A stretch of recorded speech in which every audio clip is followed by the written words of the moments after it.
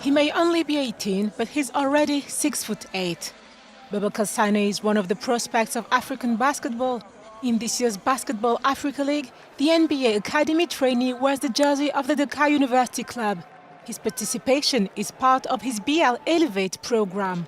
I think I learned a lot as I grew up because it's not a piece of cake to be the youngest on the team and play with professionals. But it taught me to grow up. They gave me a lot of advice in the game. It's a dream to play in a league, as if you were playing in the NBA. It makes you dream and it motivates you to push and work a lot harder as well. They are 12 prospects from the NBA Academy, which is based in Senegal. They have all been dispersed in various clubs, which all compete in this year's Basketball Africa League, here in the Dakar Arena. This decision mainly aims at raising the level of the competition. At least that's what the president of the BL, Amadou Gallo Fall, hopes for. It's an element of the training, but for us it's a way to instill talent because we're really talking about prospects. We don't know for now how the experience will turn out, how they will react on the court. Looking at their performances, the prospects have showcased their talent. Boubacar Saied, Salium Bai, and Ruben Abuchi Chielu, shown here, try to make a difference each time they play. They're good, they bring a lot of energy, and they're very skilled. The fact that the NBA Academy is a part of what we're doing, they're really helping us win some games. So I feel like it's a great thing and they need to keep doing it. I feel like they're going to have some great careers. The two on my team, even some guys on other teams. Before the prospects pursue professional careers, they need to focus on the BL. The NBA Academy has in any case shown that African basketball has a new generation ready to take over. Chad's government and opposition groups had started peace talks on Sunday morning in Doha as a first step towards ending a rebellion and holding elections in the country. But the talks were suspended after participants from the Front for Change and Concord in Chad left the room. Before that, the AU Commission had urged both parties to reach an agreement. The Chadian history, which has been punctuated by conferences, attempts at reconciliation and unfulfilled agreements, is well known to all of you.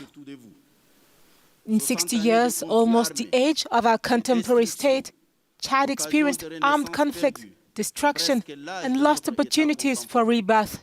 Isn't it about time to stop this madness of nihilism and absolute absurdity? In the framework presented by Chad's leader, the talks are a prelude to national dialogue due to start in May. His prime minister insisted peace needed to be achieved. Peace requires more courage and greatness than war.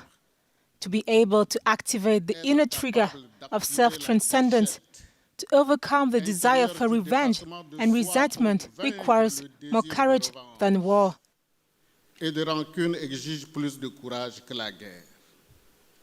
In short, real courage does not mean brandishing your weapon to dominate, but to take the risk to lay it down in order to discuss. Some 44 armed rebel and opposition groups were invited. The peace talks are crucial, and according to Libya's foreign minister, it will improve stability and help fight terrorism in the Sahel region.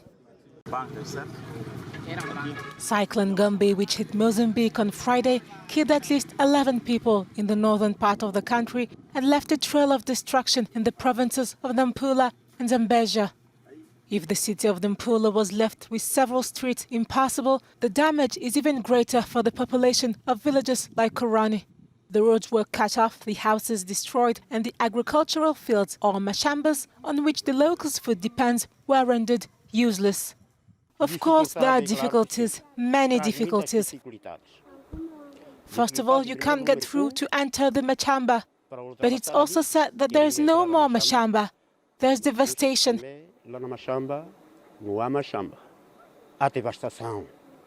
The corn and the foodstuff that this population had have been destroyed. The houses and agricultural fields could not withstand the winds, which reached 200 kilometers per hour, nor the torrential rains. In a few hours, rainfall equivalent to several weeks fell.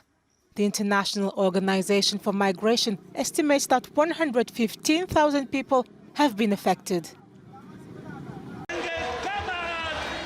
The Gabonese president gave a new live public appearance on Saturday.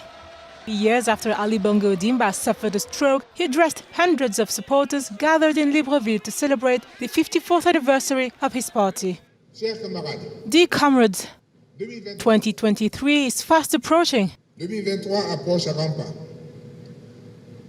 I will be there with you.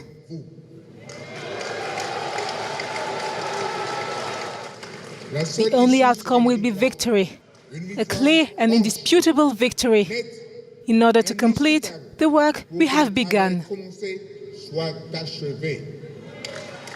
If he has not yet announced his bid for the next presidential election, he makes no secret of his ambitions and may well be the next Gabonese Democratic Party's candidate. Following his stroke, President Ali Bongo Odimba spent long months recovering, raising questions about his health and succession.